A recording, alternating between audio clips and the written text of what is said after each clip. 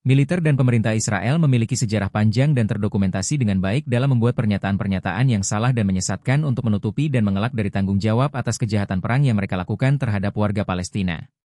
Institute for Middle East Understanding, IMEU, merangkum beberapa contoh kebohongan Israel sejak 7 Oktober 2024. Berbohong tentang penggunaan fosfor putih, Oktober 2023. Pada 10 Oktober di Lebanon dan 11 Oktober di Gaza, militer Israel menggunakan peluru fosfor putih yang melanggar hukum internasional. Israel membantah klaim tersebut, dengan menyatakan bahwa hal itu jelas-jelas salah. Namun, Human Rights Watch memverifikasi video-video yang menunjukkan beberapa kali serangan udara fosfor putih yang ditembakkan artileri yang diluncurkan oleh militer Israel di atas pelabuhan kota Gaza dan di sepanjang perbatasan Israel-Lebanon, dan menyebutnya sebagai pelanggaran terhadap hukum kemanusiaan internasional. Amnesty International juga mendokumentasikan keberadaan peluru fosfor putih di sebuah pangkalan militer Israel di Israel Selatan dekat Gaza. Israel juga menuduh Hamas menembakkan peluru fosfor putih pada 2009, sebuah klaim yang menurut Human Rights Watch tidak benar. Menuduh Hamas memenggal kepala anak-anak. Militer Israel dan kantor Perdana Menteri Benyamin Netanyahu mengklaim bahwa para pejuang Hamas memenggal kepala hingga 40 anak dalam serangan mereka pada 7 Oktober di kota Kfar Aza. Tuduhan yang membakar semangat ini menyebar dengan cepat dan diulangi secara luas di media dan oleh Presiden Joe Biden, yang secara keliru mengklaim dalam sebuah pertemuan dengan para pemimpin Yahudi bahwa ia secara pribadi melihat foto-foto anak-anak yang dipenggal. Gedung Putih akhirnya mengakui bahwa ia tidak melihat foto-foto seperti itu dan bahwa Amerika Serikat belum memverifikasi klaim tersebut.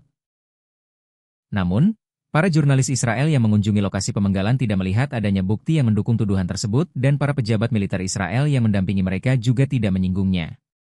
Tentara Israel kemudian menolak untuk mengkonfirmasi klaim tersebut dan lebih dari seminggu kemudian tidak ada bukti yang muncul untuk mendukungnya. Menuduh Hamas melakukan pemerkosaan.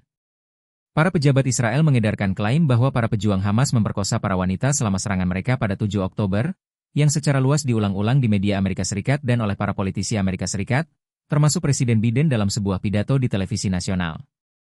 Namun, pada 10 Oktober, seorang juru bicara militer Israel mengatakan kepada seorang jurnalis dari The Forward, Arno Rosenfeld, bahwa Israel belum memiliki bukti pemerkosaan yang terjadi pada serangan hari Sabtu itu atau setelahnya, dan lebih dari seminggu kemudian Israel masih belum memberikan bukti apapun.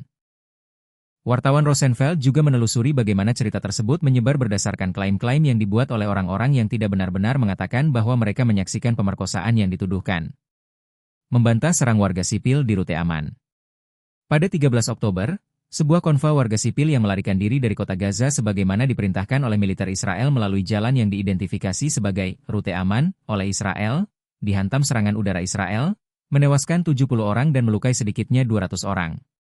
Militer Israel membantah telah menyerang konvoi tersebut.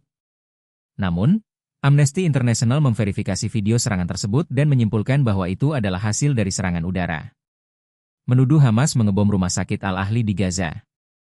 Pada 17 Oktober 2023, sebuah ledakan dahsyat terjadi di tempat parkir rumah sakit Al-Ahli di kota Gaza. Kementerian Kesehatan Gaza melaporkan bahwa 471 orang tewas dan 342 lainnya luka-luka, sementara Badan Intelijen AS memperkirakan jumlah korban antara 100 hingga 300 orang. Para pejabat Israel mengatakan bahwa peluncuran roket yang gagal oleh Hamas atau Jihad Islam Palestina, PIJ, bertanggung jawab atas ledakan tersebut. Secara khusus, para pejabat Israel menunjuk pada 17 roket yang ditembakkan dari dalam Gaza ke arah rumah sakit, dan mengklaim bahwa salah satu dari roket-roket tersebut gagal ditembakkan. Hasil analisis forensik arsitekture, lintasan rudal menunjukkan bahwa rudal tersebut diluncurkan dari luar Gaza, dekat dengan tempat peluncuran rudal Israel yang diketahui sebagai bagian dari sistem pertahanan udara, kubah besi.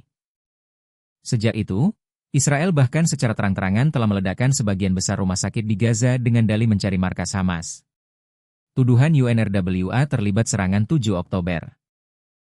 Pada 26 Januari 2024, Israel melemparkan tuduhan kepada UNRWA terlibat dalam serangan 7 Oktober 2023. Tuduhan tersebut mendorong donor terbesar UNRWA, Amerika Serikat, dan beberapa donor lainnya untuk menghentikan sementara pendanaannya, sehingga membuat masa depan badan tersebut diragukan. Sejak itu, UNRWA, yang memberikan bantuan dan layanan kepada para pengungsi Palestina di Gaza dan di seluruh wilayah, telah mengalami krisis keuangan. Hingga saat ini, tuduhan itu tidak pernah dibuktikan oleh Israel. Beberapa donor telah mengembalikan pendanaan mereka, kecuali Amerika Serikat dan sekutu utama mereka yang lain. Meski tahu kebohongan ini, Amerika Serikat tetap setia berada di pihak Israel.